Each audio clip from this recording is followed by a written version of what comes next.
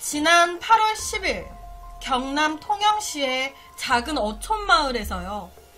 새벽 3시 1분경 경찰서로 다급한 전화 한 통이 걸려왔습니다. 칼을 든 강도가 집에 침입했다고 빨리 와서 도와달라라는 내용의 전화였어요.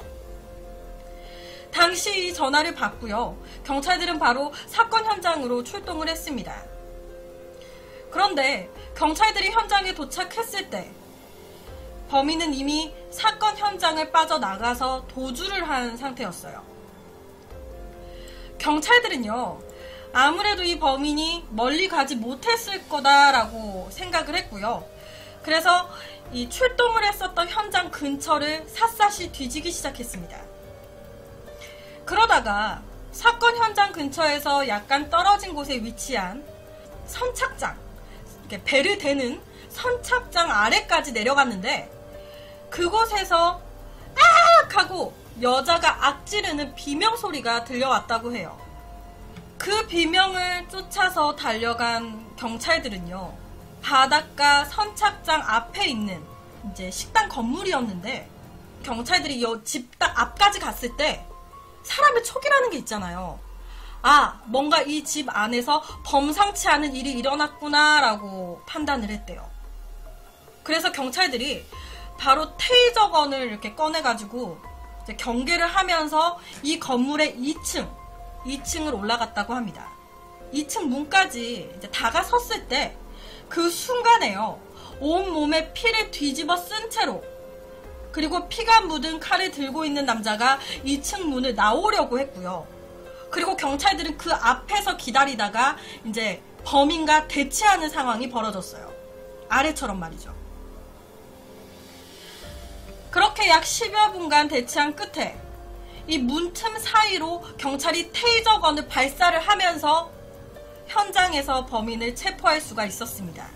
그리고 불길한 예감대로 이 식당 2층 살림집에서는요, 60대 노부부가 살해당한 채 발견이 됐어요. 이 식당 2층에 위치한 이 살림집 문을 열고 이렇게 들어가면요, 바로 앞에 거실이 있대요. 그런데 그 방 앞쪽에 이 할아버지 한 분이 쓰러져 계셨고요. 그리고 이 할머니 분은 책상 테이블이 하나 있는데 그 테이블 쪽에 이렇게 기댄 채로 쓰러져 계셨다고 합니다. 당시 노부부의 집안은요, 정말 피로 물들어 있었대요. 현장에 출동했었던 구조대원들이 약간 내가 구조 생활을 몇십 년 했지만 이런 참혹한 현장을 본 건 처음이다 라고 얘기할 정도로 현장이 피범벅이었다고 합니다. 이 60대 노부부 살인 용의자는요, 경찰이 신고를 받고 찾아 헤매고 있었던 강도 용의자였습니다. 그런데 이상한 건 이 범인의 행색이었어요. 옆에 화면을 보시면 아시겠지만 이 범인은요, 바지는 물론이고요, 속옷까지 벗은 상태였습니다. 하의가 다 노출이 되어 있는 상태로 붙잡힌 거예요. 도대체 이 청년은 누구이며 왜 하의를 벗은 채로 남의 집에 흉기를 들고 들어가서 끝내 살인까지 저지른 걸까요? 이 범인의 진술에 의하면요, 술에 잔뜩 취해서 만취 상태로 이 집 저 집을 돌아다니다가 우발적으로 이제 사건이 일어난 그 집에서 살인을 저지르게 됐다라고 얘기를 했습니다. 그렇다면 하의는 왜 벗고 있었던 걸까요? 이 사건의 범인은요, 사건이 일어난 마을에 사는 23살의 남자였어요. 나이가 어립니다. 23살. 새벽 2시경에 술에 흠뻑 취해서 집으로 귀가했다가 하의를 벗은 채로 다시 집을 나간 거예요. 자기 집안에서 벗은 하의가 발견이 됐거든요. 혹시 그렇게 하의를 벗고 집을 나가서 성범죄를 시도하려고 했던 건 아니었을까요? 경찰은요, 이 범인이 하의를 벗은 거는 그냥 단순히 술 때문인 것 같다라고 보고 있었습니다. 왜냐면 이 살인사건이 일어난 그 집은요, 60대 할머니 할아버지가 살고 있었기 때문에 설마 23살의 이제 젊은 청년이 거기 가서 뭐 성폭행을 하려고 했겠나. 거기다 늦은 시간이었기 때문에 할아버지까지 함께 있었는데 혹시 금품을 노리고 들어가서 범행을 저지른 건 아니었을까라고도 생각했어요. 하지만 이 당시 23살 범인은요, 이 사건 현장에서 돈을 가지고 나오거나 그런 것도 없었어요. 뭐 이 범인이 자기 집에서 하의를 벗고 나온 건 그렇다 쳐요. 뭐 술주정이 그랬다 칩시다. 그런데 자기 집에서 칼은 왜 들고 나온 걸까요? 이제 아까 제가 처음에 말씀드렸지만 이 범인이 경찰들과 대치를 하고 있었을 때 이 범인 손에는 피가 묻은 칼이 들려져 있었어요. 처음에 이 칼이 이 노부부의 집에서 가지고 온 칼인 줄 알았어요. 그런데 확인해본 결과 이 청년이 자기 집에서 하의를 벗고 칼을 들고 나온 걸로 확인이 됐습니다. 왜? 왜 하의를 벗고 칼은 들고 나온 걸까요? 사건이 일어난 그날 이 23살 청년의 범행 경로는요, 옆에 화면처럼 한 집만 간 게 아니에요. 이 집 저 집 다 들어갔습니다. 새벽에 외부인의 침입에 잠에서 깬 사람들을 피해서 이 범인은 이 집 갔다 저 집 갔다 하면서 도망을 쳤어요. 그리고 1차, 2차 침입한 곳에서 꽤 거리가 떨어진 이 3차 침입한 가게로 이제 도망을 갔습니다. 그런데 이곳에 딱 이제 들어가려고 했는데 이 3차 침입한 이곳이 문이 잠겨져 있었대요. 그래서 이 범인은 이 3차 침입한 이곳의 옆집이었던, 여기 보시면 동그라미 친 곳 있죠? 이게 사건 현장이거든요. 여기 끝에 이곳. 이제 3차 침입한 데가 문이 잠겨져 있으니까 옆집이었던 이 사건이 일어난 60대 노부부가 있는 집으로 향한 거예요. 그리고 그곳에서 살해를 저지른 겁니다.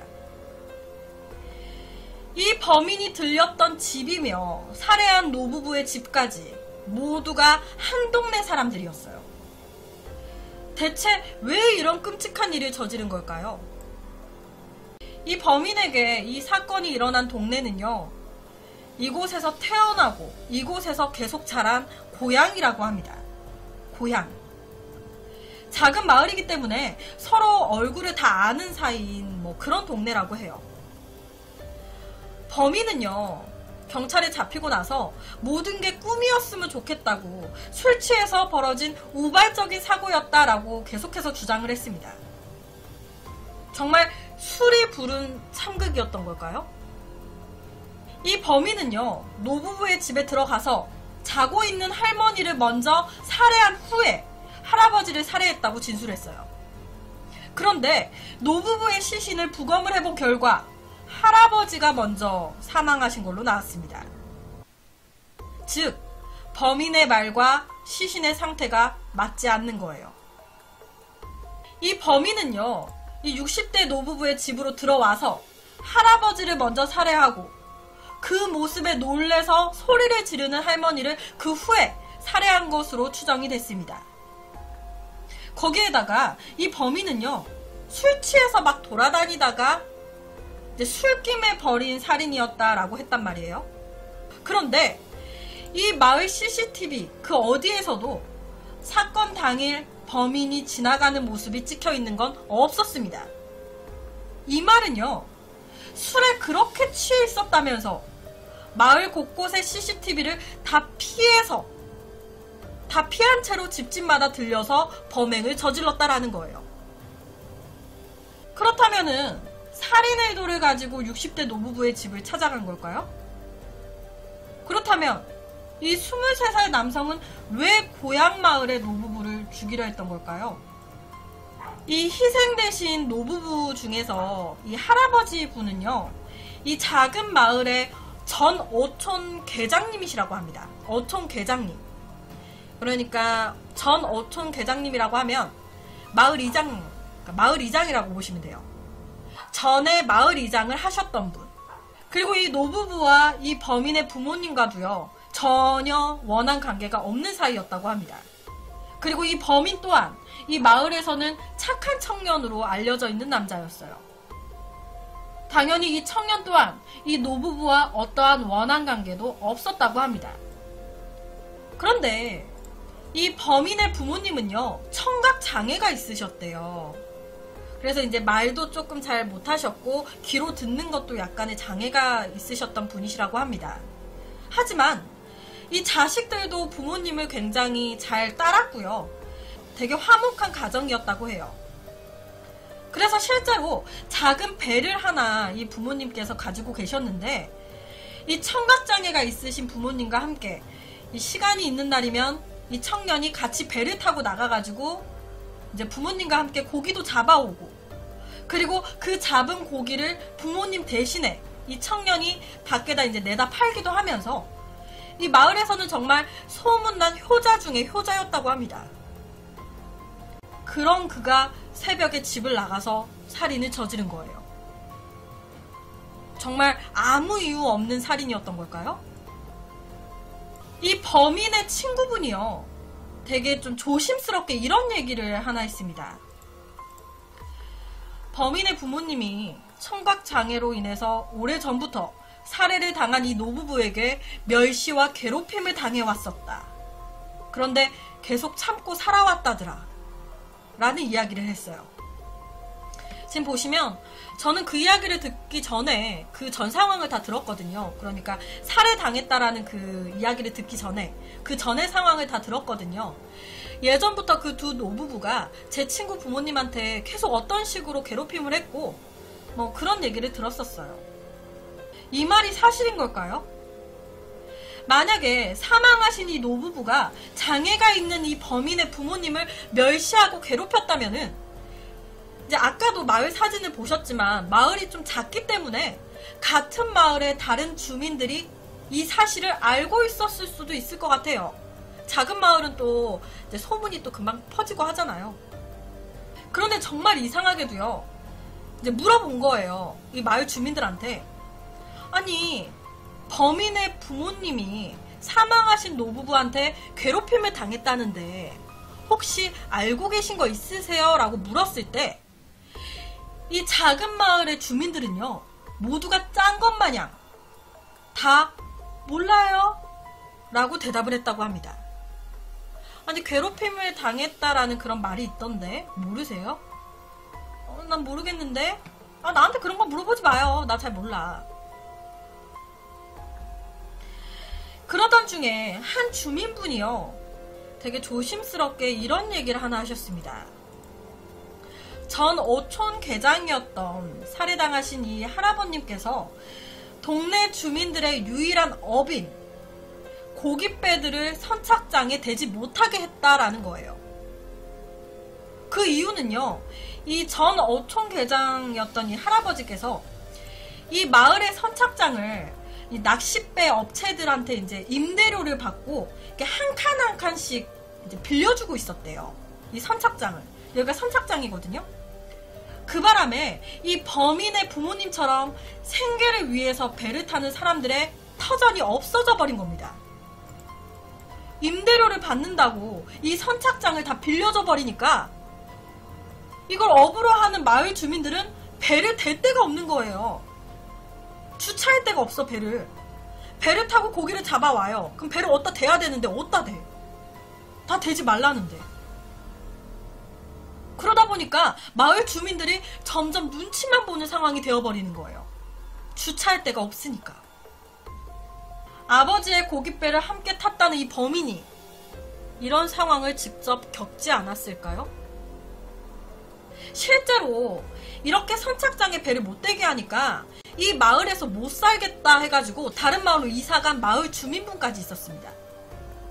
그리고 실제로 마을 주민들 몇몇이 조심스럽게 얘기하는 게, 전 이제 어촌 계장이신 이 사망하신 할아버님께서 약간 독재자셨대요.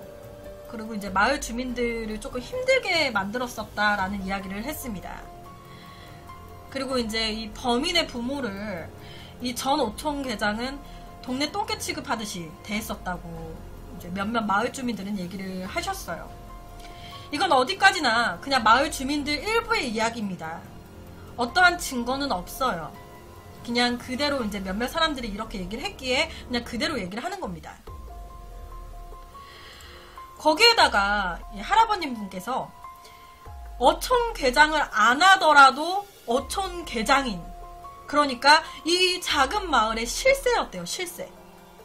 그냥 아무것도 안 하고 계신 할아버님인데도 이 마을에 굉장히 영향력이 큰 사람이었던 거예요. 그러다 보니까 어떻게 보면 선착장을 이렇게 거의 독재하듯이 마음대로 쓰고 있어도, 그리고 이에 마을 주민들이 불이익을 받고 있어도 누구도 함부로 할 수가 없었던 거예요.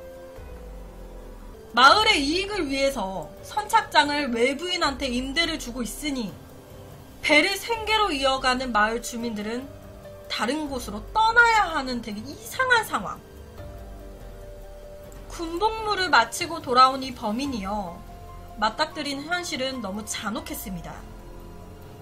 가족들의 유일한 생계 수단이었던 고깃배를 선착할 수 있는, 주차할 수 있는 곳이 없어지면서 운영을 할 수 없게 된 거예요. 그걸로 이제 밥을 먹고 사는데, 착하기로 소문난 이 범인은 참고 참았던 그동안의 분노를 더 이상 참지 못했던 걸까요? 술에 취해서 결국 칼을 들고 집을 나선 범인은요, 제일 먼저 들린 곳은 바로 옆집이었습니다. 처음 경찰에 강도 신고를 했었던 그 집이었는데요. 그런데 이상한 건요, 당시에 이 청년은요, 이제 칼을 든 채로 이제 1차 침입을 했대요. 그리고 첫 집에 유리창까지 깼다고 합니다. 그리고 새벽이었기 때문에 어둡잖아요. 그런데 이 범인은요, 당시에 카메라 플래시를 탁 켜가지고 이 청년이 이 집의 남편 얼굴을 확인했대요. 유리창을 탁 깨고 플래시를 탁 켜서 이 집의 남편 얼굴을 이렇게 확인하더니 그냥 나갔다고 합니다. 그 뒤에 범인이 향한 곳은요, 선착장 근처에 있었던 가게였어요. 3차로 침입한 곳이죠. 이곳은요, 낚싯배를 운영하는 가게로 살해당하신 할아버지가 임대료를 받고 배를 댈 수 있게 해준 곳이었어요. 이곳은. 근데 이곳에 딱 가서 문을 열려고 했는데 문이 딱 잠겨져 있었던 겁니다. 그러니까 이 범인은 바로 옆집이었던 식당 2층 전 어촌계장이 이제 이 할아버지의 집으로 향한 거예요. 그리고 자고 있었던 60대 노부부를 무참히 살해했습니다. 이 통영시청에서는요, 이 어촌계에서 자발적으로 본인들이 알아서 시행하는 이 사업 같은 경우에는 시청에서 따로 특별 관리를 안 한대요. 어떻게 보면 어촌계장이 마음대로 이런 사업을 한 거잖아요. 막 임대료 받고 이렇게 막 내주고. 근데 이거를 관리를 안 하는 거예요, 시청에서는. 하지만 마을 선착장에 배를 대지 못하게 하는 권한은 마을 어촌계장한테 없대요. 뭐 사업을 시행하고 이거는 마음대로 이제 그쪽에서 하는 건데, 이 선착장에 대해서 배를 대라 마라 할 권리는 어촌계장한테 없다. 하지만 실제 마을 주민들은 이 어촌계장 때문에 선착장에 배를 못 대고 있었단 말이에요. 그러다 보니까 실제 생계수단인 배를 못 타게 되고 이렇게 살인까지 일어나게 돼버린 거잖아요. 나라의 법과는 너무나도 다른 어촌계의 법. 다시 말씀드리지만 이 선착장에 대해서 어촌계장이 배를 대라 마라 할 권리는 없거든요. 사업을 시행하고 말고는 본인들 어촌 그 마을과 뭐 협의하에 마음대로 할 수 있지만, 전문가는요, 이 마을에서 고기잡이를 해서 판 돈으로 생계를 유지하는 이 범인의 이제 가족들, 이 가족들이 이 어촌계장이 마음대로 선착장을 이용을 못하게 하면서 더 이상 바닷가를 나갈 수 있는 명분이 없어져 버린 거예요. 평소에 멸시라든지 아니면 비웃음 같은 거를 다 참고 견뎠는데, 왜? 이걸로 먹고 사니까. 그러니까 그냥 다 참고 견뎠는데 그거에 대한 대가가 고작 이런 건가? 이런 생각을 했었을 수도 있을 것 같다라고 전문가들은 얘기를 했어요. 그리고 그 갈등 과정에서 술이 곁에 있었을 거고, 아무래도 술의 힘으로 쌓아왔었던 이런 불만 같은 거라든지 화 같은 게 폭발을 하게 되면서 이제 이런 사건이 발생한 게 아닐까라고 추정을 했습니다. 이 사건을요, 술이 부른 살인이라고 해야 되는 걸까요? 아니면 분노가 부른 살인이라고 해야 하는 걸까요? 이 사건의 범인은요, 징역 30년이 선고가 됐습니다. 검찰 측에서는 무기징역을 구형을 했는데 재판부에서는 심신미약 상태에서 범행이 저질러졌고, 그리고 범죄 전력이 없고, 그리고 잘못을 뉘우치고 있는 점을 참작해서 징역 30년을 구형했어요. 그리고 범인은 마지막 최후 변론에서요, 정말 죄송하다고, 어떤 벌도 달게 받겠다고, 죽어서도 벌을 받겠습니다 라고 얘기를 했다고 하더라고요. 그래서 오늘은 우리나라 통영의 한 어촌 마을에서 일어난 60대 노부부 살인사건에 대한 이야기를 가지고 왔습니다.